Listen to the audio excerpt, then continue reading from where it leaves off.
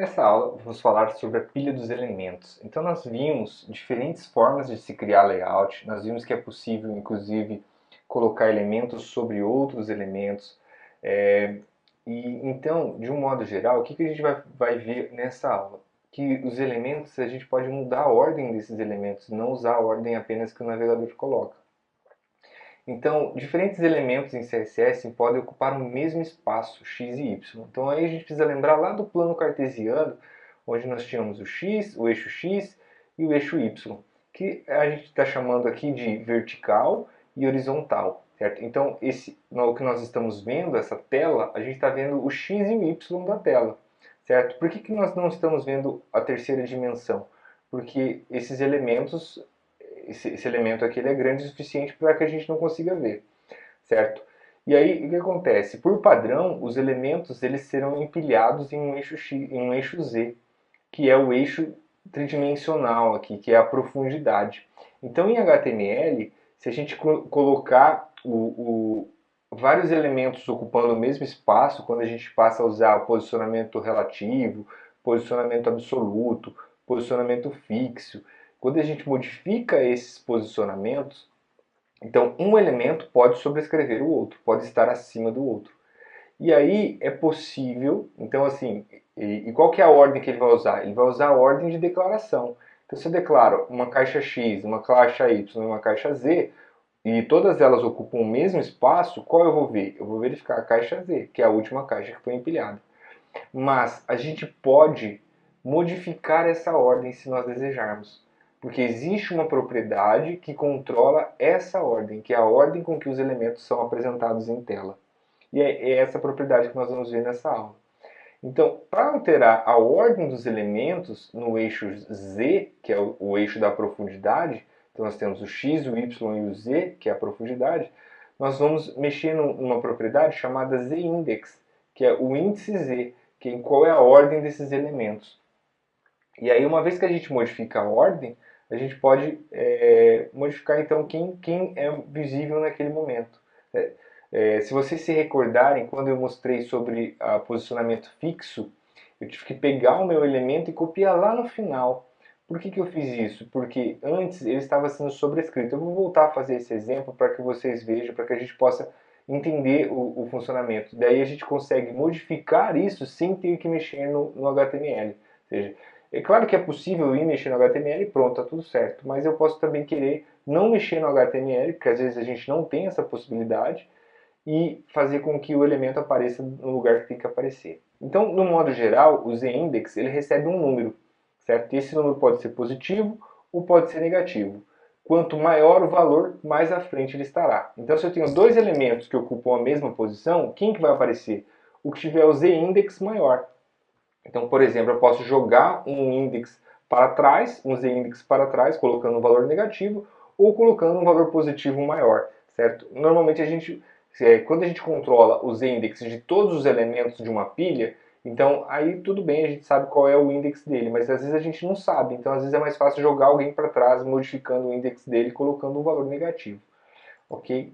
Além disso, da propriedade z-index, a gente vai ver nessa aula especificamente uma segunda propriedade, que é a propriedade overflow, que define o que vai acontecer com um elemento quando o conteúdo dele é maior do que o tamanho dele. Então nós estamos aprendendo a criar divs, a criar caixas, e essas caixas a gente define tamanho para elas. Então a gente coloca lá uma caixa de tamanho 100 por 200, só que às vezes o conteúdo que eu coloco dentro dessa caixa é maior do que o tamanho que ele comporta. E aí a gente pode dizer, bom, qual é o comportamento que eu quero que aconteça? Então nós temos a possibilidade, né, de definir ele como visible, que ele vai se expandir, ou seja, ele vai ultrapassar os limites do elemento, hidden, que ele vai ocultar o elemento. A gente tem a opção screw, que ele vai criar uma barra de rolagem, certo? Em alguns exemplos anteriormente eu usei essa opção, eu acabei não mencionando, mas eu já estava usando essa opção para mostrar, e aí eu vou poder mostrar para vocês agora melhor. E por fim, a propriedade auto. A propriedade auto, ela é uma propriedade screw, só que quando ela funciona exatamente como a screw, quando existe mais conteúdo. Agora, quando o conteúdo não ultrapassa, ele fica como visible, ou seja, ele não aparece a barra de rolagem. Se a gente marcar a opção scroll, obrigatoriamente a caixa de rolagem vai aparecer. No alto, não necessariamente, só se o conteúdo for maior. Vamos ver os exemplos, e isso vai tornar as coisas mais fáceis. E a gente vai ver primeiro o exemplo do Z-Index, ok? Então vamos ignorar essa caixa de texto aqui, vou até comentar ela para não ficar nos incomodando e a gente poder visualizar melhor. Ao invés de comentar aqui, o que a gente pode fazer é fazer o seguinte, eu vejo que ela está aqui aparecendo, né? Está aparecendo aqui. Não quero que ela apareça, eu criei um ID para ela que é a caixa. Eu posso vir aqui na ID de caixa e fazer o seguinte, ó, display none. Lembra do display none? E aí o elemento some da nossa visão, ou seja, a gente não visualiza e fica tudo ok, certo? Vou aumentar um pouquinho aqui a fonte para ficar bem visível para todo mundo. E aí o que eu fiz? Eu defini então um elemento div com uma classe container e aí eu criei 3 caixas que eu chamei de black box, gray box e green box, que seria a caixa preta, caixa cinza e caixa verde.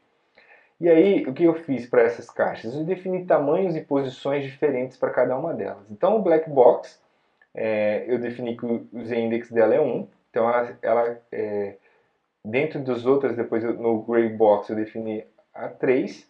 E o meu green box eu defini a 2. Então, note que mesmo em ordens diferentes, veja que eu tenho primeiro a preta, depois a cinza, depois a verde.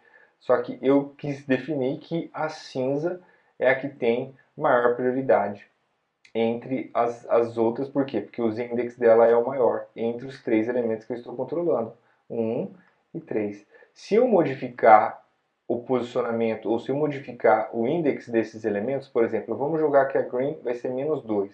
Então, quando eu faço isso, eu faço ele ir para trás. Como a caixa preta não tem cor de fundo, então eu consigo ainda ver a caixa verde. Mas se eu colocar uma cor de fundo na minha caixa preta, vamos colocar aqui, vou colocar uma cor de fundo branca, só para vocês verem o que acontece. Background color white. E aí ele sobrescreve a minha caixa verde. Veja que agora a caixa verde já não é mais visível. Ok? Por quê? Porque a gente mexeu no index dela. Porque ela está com -2. Bom, eu poderia deixar 2, se eu quisesse. E poderia vir aqui no meu black box e aumentar. Por exemplo, posso colocar 10 aqui. E aí ele vai sobrescrever, inclusive, a caixa cinza. Então note que, mesmo tendo elementos diferentes aqui, a gente tem essa questão. E aí eu tinha mencionado a questão do fazer, por exemplo, um menu. Então eu vou fazer aqui, por exemplo, um div id, vou chamar de menu, barra div, e aí eu vou colocar aqui, isso aqui seria meu menu superior. Menu superior, certo? Eu coloquei lá no início, o menu superior. E aí eu venho aqui e defino que o meu menu superior, o menu superior, eu vou colocar aqui um background para ele, vou colocar um background escuro, tá? Vou colocar um cinza bem escuro, 444, e vou colocar que a cor da fonte vai ser branca. Vou colocar um padding de 0px, não, desculpa, um padding de 10 e um margem de 0. Então eu vou colocar 0 margem, certo? As margens zeras. E aí eu vou colocar que o meu menu ele vai ter um posicionamento fixo. Então eu coloco position fixed. Okay. E aí eu vou colocar que left dele vai ser 0. E o padding também vai ser 0. E o top também vai ser 0. Eu quero colocar o meu menu no topo.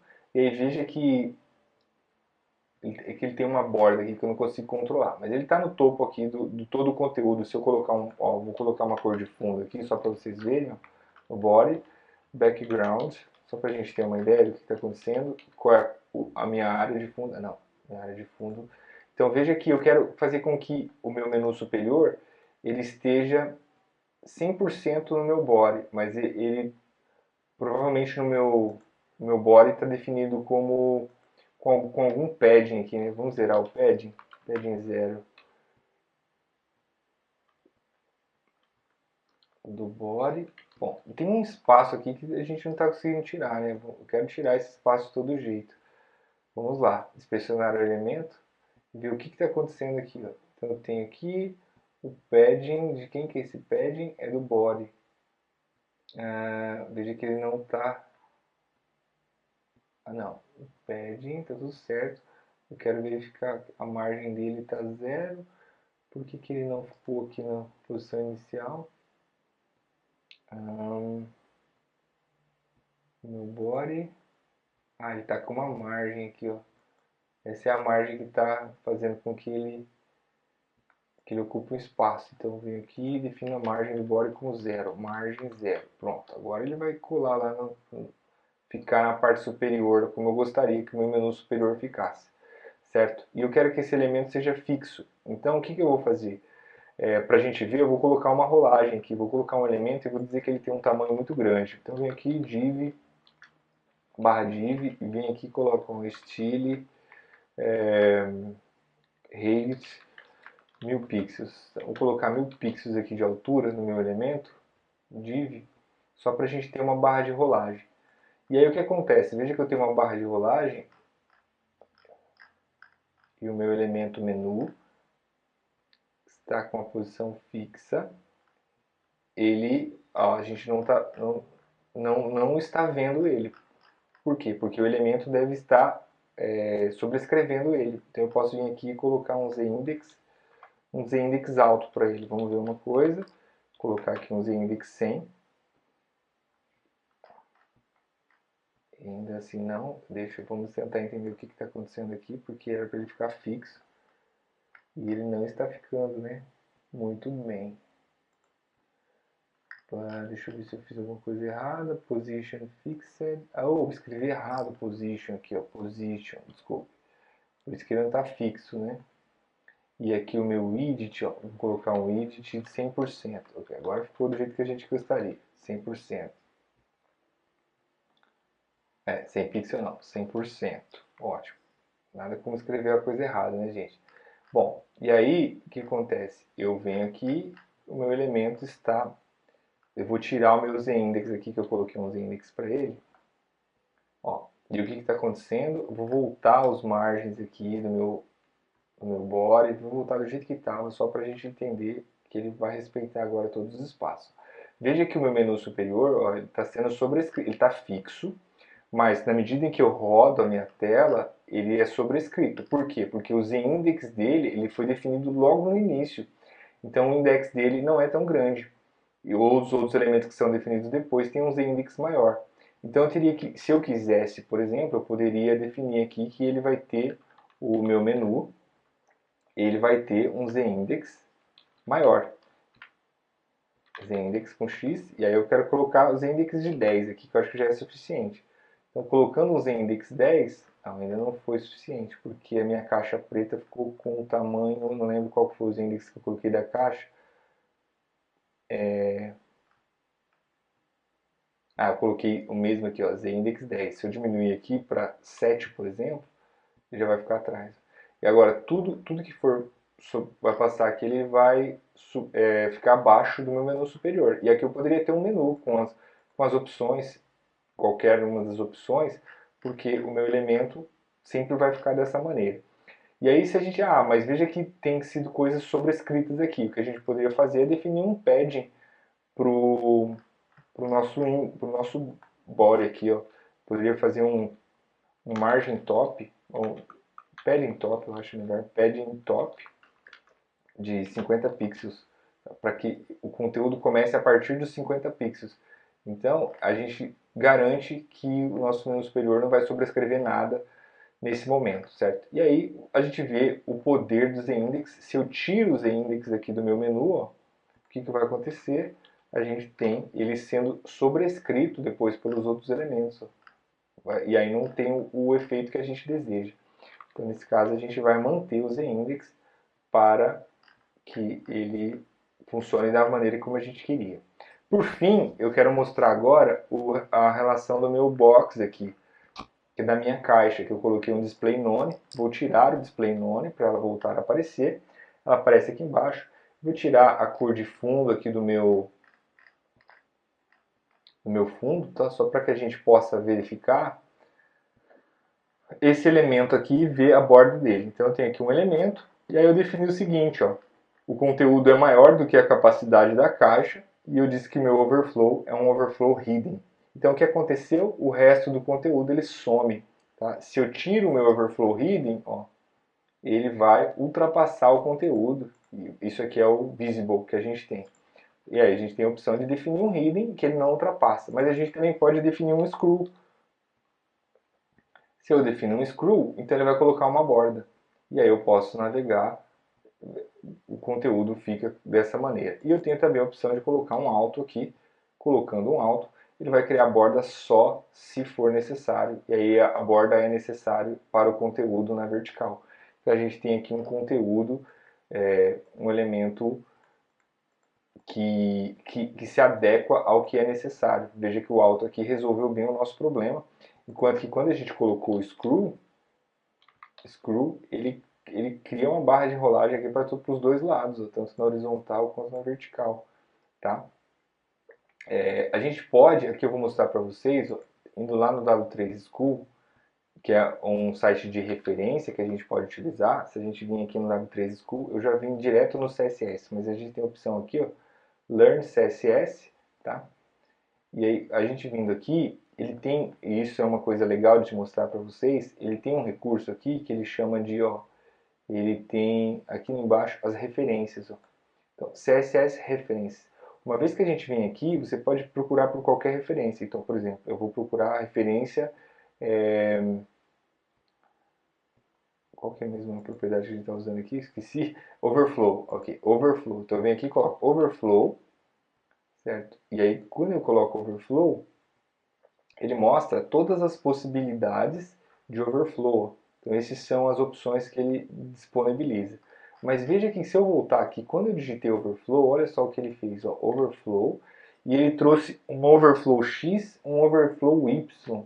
Tá? E esse Overflow X e Y, o que eles fazem? Está em texto em inglês, mas é só para mostrar para vocês que ele vai dizer o seguinte, ele especifica se o elemento X na direção X ou na direção Y deve ter overflow.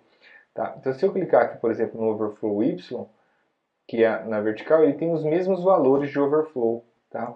Então a gente pode criar um overflow apenas para uma específica, para um lado. Por exemplo, eu posso vir aqui e colocar overflow Y. Então, e aí coloquei screw, ele só vai criar a barra de rolagem na posição Y. Se eu vim aqui e colocar overflow X screw, ele só vai criar a barra de rolagem. Não, ele vai criar na. Ué, que estranho. Ele criou, ainda assim ele criou na posição Y. Né? Mas se eu colocar aqui alto, vamos supor alto, vamos ver o que ele vai fazer. Aí ele não vai usar, né, no X, porque ele não está precisando do X, ele só está precisando do Y. Porque o nosso elemento, ó, o problema aqui, deixa eu colocar screw aqui.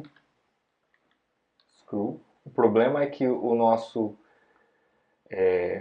o elemento que está dentro dele está se expandindo na vertical, né? Não na horizontal, por isso que ele não está funcionando como esperado. Mas enfim, dessa maneira a gente consegue então agora entender a sobreposição dos elementos e além de entender a sobreposição dos elementos, entender a possibilidade de colocar uma barra de rolagem em um elemento ou então deixar um elemento hidden e aí ele oculta o conteúdo para que não ultrapasse os limites que foram pré-estabelecidos. Tá certo? E aí, dessa maneira, a gente viu todos os recursos necessários para a criação de layout. No próximo vídeo, eu vou trazer um exemplo prático de layout, agora com a gente tendo capacidade de analisar o código e entender o que esses layouts estão fazendo. Tudo bem? Porque quando eu falei sobre layout lá na aula atrás, eu trouxe os layouts, mas a gente ainda não sabia os códigos, não sabia como que eles funcionavam. Aí no próximo vídeo agora a gente vai conseguir analisar o conteúdo dos layouts e entender por que eles estão funcionando da forma que estão funcionando. Então até o próximo vídeo.